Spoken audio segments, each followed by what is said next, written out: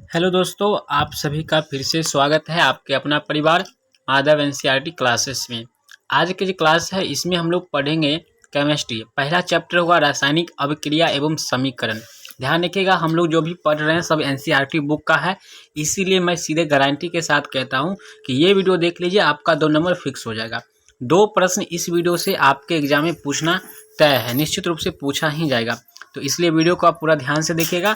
NCERT book से है, live test भी आपको कैसे लगाना हम ये भी बताएंगे, और टेस्ट आपका नंबर भी आपको मिल जाएगा उसी समय। चलिए क्लास को स्टार्ट करते हैं। पहला जो प्रश्न आपसे पूछा गया है वो इस तरह के प्रश्न है कि समीकरण H2 + O2 बराबर H2O है, ये कौन सी अभिक्रिया है। यहाँ पे आप देख रहे हैं H2 जो है एक छोटा सा क्या है, ये यौगिक है। तो ये 2 छोटे अणु है यहाँ पे। तो 2 छोटे यौगिक मिलकर के एक बड़े यौगिक का निर्माण करता है, तो उसे हम लोग संयोजन अभिक्रिया कहते हैं। ऑप्शन बी हो जाएगा।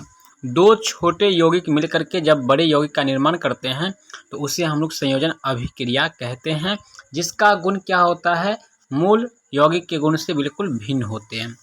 अगला प्रश्न आपका है 2 नंबर, रासायनिक अभिक्रिया में भाग लेने वाले पदार्थ को क्या कहते हैं। जो भाग लेते हैं उसे अभिकारक कहते हैं, और जो बनते हैं वो उसको हम लोग उत्पाद कहते हैं। तो ऑप्शन आपका बी जो है करेक्ट आंसर हो जाएगा। ये दोनों प्रश्न बहुत ज़्यादा इंपॉर्टेंट है, लेकिन जो फिक्स वाले 2 प्रश्न है वो हम देखेंगे आगे। तो तीसरा प्रश्न जो है ये फिक्स वाला प्रश्न आपसे पूछा जा रहा है। ये गारंटी के साथ 2024 बोर्ड परीक्षा में पूछने की बहुत हद तक ये संभावना है। काफ़ी जिस तरह से पैटर्न आपका बदल गया है, उस तरह से एनसीईआरटी बुक से क्वेश्चन को भी पैटर्न बदल बदल के पूछा जा रहा है। मैग्नीशियम के साथ ऑक्सीजन का संयोग कर क्या बनाता है। सिंपल बात यहाँ पे समझ लीजिए, हम समझा देते हैं। मैग्नीशियम जिसका संयोजकता 2 होता है, ऑक्सीजन O2 होता है जिसका संयोजकता 2 होता है, दोनों एक दूसरे से मिल जाएगा तो 2 कॉमन आ जाएगा, और MgO2 इसका सूत्र बन जाएगा। तो MgO2 बनता है, मैग्नीशियम ऑक्साइड बनता है। तो यहाँ पर देखिए, हाँ, ऑक्सीजन का सूत्र संयोजकता 2 होता है, यहाँ पर ये खत्म हो जाएगा, MgO बन जाएगा। ये ऑक्साइड का होता है, लेकिन यहाँ ऑक्सीजन था तो O होता है सूत्र केवल।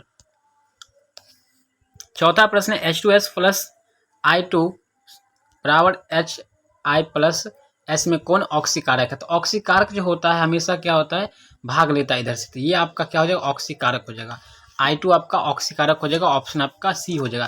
क्वेश्चन ये इनकम्प्लीट है, विशेष रूप से कंप्लीट नहीं है। शोषण कैसी रासायनिक अभिक्रिया है, ये भी महत्वपूर्ण प्रश्न है। 2 प्रश्न में से ये काफ़ी ज़्यादा इंपॉर्टेंट है, इंपॉर्टेंट रहेगा। एक आपका मैग्नीशियम वाला, दूसरा आपका ये प्रश्न है। शोषण एक ऊष्माक्षेपी अभिक्रिया है, इसको याद रखिएगा आप।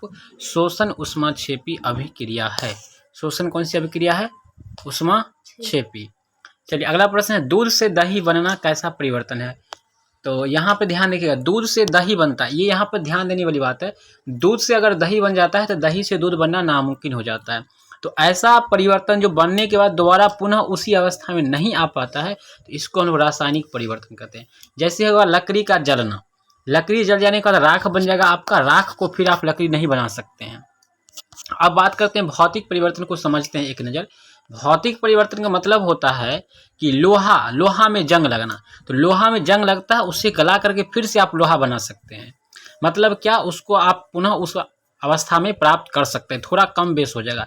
चावल ले लीजिए, चावल का बासी होना, चावल से आप चावल जैसे भात आपका है, भात से आप चावल निकाल सकते हैं सुखा करके, तो ये आपका भौतिक परिवर्तन हो जाएगा। ठीक है ना। तो ये आप समझ गए होंगे, क्वेश्चन बिल्कुल ईजी ही था। और इस तरह के प्रश्न भी आपसे पूछा जा रहा है, क्या कॉपर आयरन से अधिक क्रियाशील होता है। तो बिल्कुल नहीं, कॉपर जो है आयरन से कम अभिक्रियाशील होता है। तो नहीं, ऑप्शन आपका एक करेक्ट हो जाएगा। 8वां प्रश्न है, सबसे अधिक विद्युत ऋणात्मक तत्व कौन है। ये बहुत ज़्यादा इंपॉर्टेंट है, डीएलएड बीएड और बहुत सारा एंट्रेंस परीक्षा में ये प्रश्न पूछा जाता है। सबसे अधिक विद्युत ऋणात्मक तत्व कौन है। तो ये होगा फ्लोरीन, अर्थात एफ। जहां पर भी रहेगा एफ या फ्लोरीन लिखा हुआ आप मार दीजिएगा टिक। फ्लोरीन आपका जो है ये सबसे अधिक ऋणात्मक वाले होते हैं, अर्थात माइनस वाले तत्व होते हैं। 9 है, एक ऐसे यौगिक का नाम बताएं जो ऑक्सीकारक और अवकारक दोनों जैसा कार्य करता है।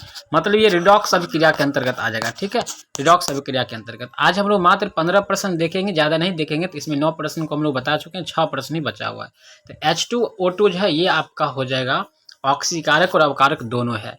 इसमें ऑक्सीजन का भी सहयोग होता है और हाइड्रोजन का भी सहयोग होता है। नेक्स्ट क्वेश्चन है, समीकरण CaCO3 ये संगमरमर का सूत्र है, इसको याद रखिएगा। इसका दूसरा नाम आपका खड़िया होता है, खड़िया। प्यारे बच्चे ध्यान दीजिएगा, इसका दूसरा नाम खड़िया होता है, तीसरा नाम इसका संगमरमर भी होता है, ठीक है, संगमरमर। इसका अगला नाम आपका चौक भी, इसको हम लोग चौक भी कहते हैं, ठीक है। और इसे कैल्शियम कार्बोनेट भी कहते हैं। और अंडा खाते हैं, अंडा का जो ऊपरी परत होता है वो कैल्शियम कार्बोनेट का ही होता है, मतलब इसी का होता है। ये टूट करके दो यौगिक बनाया, Ca+ मतलब कैल्शियम ऑक्साइड और CO2 कार्बन डाइऑक्साइड। किस प्रकार का समीकरण है? ये वियोजन समीकरण है, ठीक है। कोई बड़े यौगिक है टूट करके दो छोटे यौगिक का निर्माण करता है, तो ये वियोजन अभिक्रिया के अंतर्गत आता है। 11 है CO गैस जल में घुलकर कौन सा अम्ल बनाता है? देखिए कार्बन मोनोऑक्साइड जो है ये, इसको आप जब जल में घोल दोगे तो ये आपका कार्बोनिक अम्ल बना देगा। ऑप्शन आपका ए जो है करेक्ट आंसर हो जाएगा। ये भी इंपॉर्टेंट क्वेश्चन है और ये आपका नेक्स्ट चैप्टर से भी आ जाएगा। और सीधे रट जाना है, आप लोग को हम बता दिए। अम्लीय ऑक्साइड का विलयन का पीएच मान क्या होता है? बच्चे अम्लीय विलयन का पीएच मान 7 से कम होता है, ऑप्शन सी। ये देखिए पूरा मानिए पीएच मान, यहाँ पे आपका हो गया, मान लीजिए कि यहाँ पे 0 शुरू हुआ तो यहाँ पे आपका 7 होता है।